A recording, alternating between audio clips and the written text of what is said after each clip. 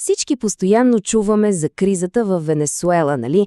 Но какво ако историята, която ни се разказва, е само повърхността?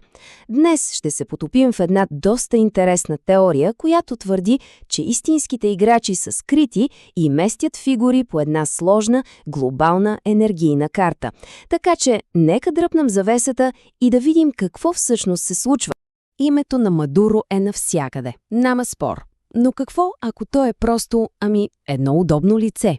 Пионка в една много по-голяма игра. Този анализ поставя под въпрос почти всичко, което си мислим, че знаем и ни кара да се запитаме каква е истинската награда тук. И точно тук теорията прави първото си доста смело твърдение. Тя казва, че не става дума за един лидер. Дори не става дума за една държава. Не, това според нея е кулминацията на план, който се развивал в продължение на 200 години. А истинската му цел – нещо напълно различно от това, което виждаме по новините. Според тази теория, световните събития изобщо не са случайни. Твърди се, че те се управляват от така наречения висш разум. Представете си го като гросмайстор, който играе шах, местейки фигури на световната сцена. А лидерите, които гледаме по телевизията, те са просто временни изпълнители, които правят ходовете. Този цитат от източника наистина улавя същината на идеята. От тази гледна точка няма абсолютно никакво значение дали лидерът е Мадуро или някой друг. Той е заменим.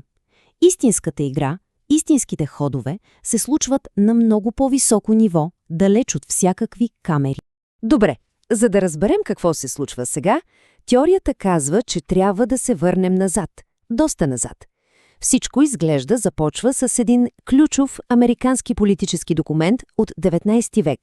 Документ, който според този анализ все още хвърля много дълга сянка. И ето я, основата на целия този предполагаем план – доктрината Монро. Първоначално е създадена, за да държи европейските сили извън Америка. Звучи достатъчно просто, нали? Но теорията твърди, че първоначалната й цел е еволюирала през годините, адаптирала се, за да служи на нови интереси. Тази времева линия наистина показва как фокусът на доктрината се е измествал. Първо, според анализа, това са били европейските колониални сили. Логично. След това, по време на Студената война, врагът е бил Съветският съюз. А днес, в 21 век, новият основен противник, който трябва да бъде държан извън региона, е Китай.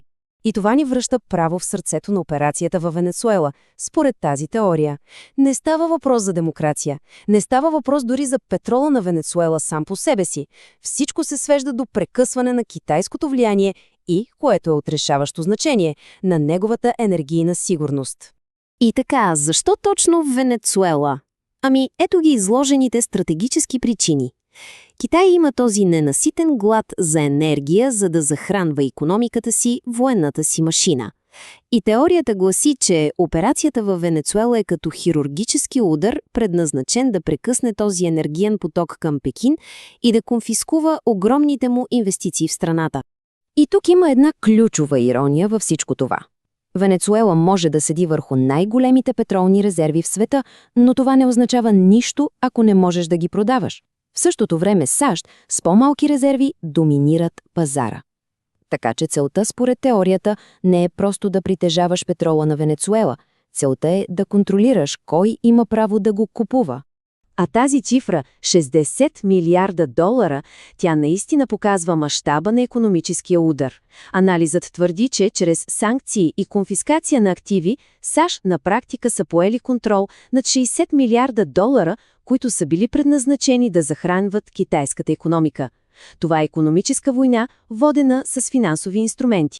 Но теорията не спира до тук. Тя отива дори по-далеч. Твърди, че случващото се във Венецуела е само един фронт в една прикрита, скрита Трета световна война. А отборите, те не са тези, които бихте очаквали. Така че забравете всичко, което си мислите, че знаете за отношенията между Русия, САЩ и Китай. Според тази гледна точка, истинските съюзи са напълно различни и са скрити зад кулисите. И ето го. Вероятно, най-противоречивото твърдение в целия анализ. Той казва, че САЩ и Русия не са врагове. Те са тайни съюзници, обединени срещу обща заплаха, която виждат в лицето на Китай. А от другата страна, Китай е подкрепен от финансовата мощ на лондонското Сити. Защо? Защото според теорията Ситито иска да разбие американската финансова доминация и да създаде нов световен ред, в който то да играе централна роля. Този цитат наистина подчертава циничния светоглед на стратезите за тези ходове, според теорията. Човешките животи, общественото мнение, те са просто статистика в една много по-голяма игра за глобален контрол. И така, как този висш разум уж съобщава плановете си? И къде ще бъде следващият голям сблъсък? Нека видим как тази теория твърди, че разчита знаците. Тук анализът твърди нещо доста смело, че тези глобални стратези комуникират съвсем открито. Теорията е, че институции като Atlantic Council или дори корици на списания като The Economist не просто съобщават новини. Те изпращат кодирани съобщения, сигнализирайки следващите си ходове на онези, които знаят как да четат символите. И ето е прогнозата за бъдещето според този анализ. Стъпка 1. Латинска Америка е прочистена от китайско влияние. Стъпка 2 е отслабването на Франция, която се разглежда като последния голям съюзник на лондонското Сити в континентална Европа. И всичко това уж подготвя сцената за стъпка 3 – изтласкването на Китай от Африка, където се очаква САЩ и Русия отново да действат заедно. Но Китай не е просто пасивен наблюдател във всичко това. Този цитат, използван в анализа, описва тяхната стратегия. Те знаят как да чакат.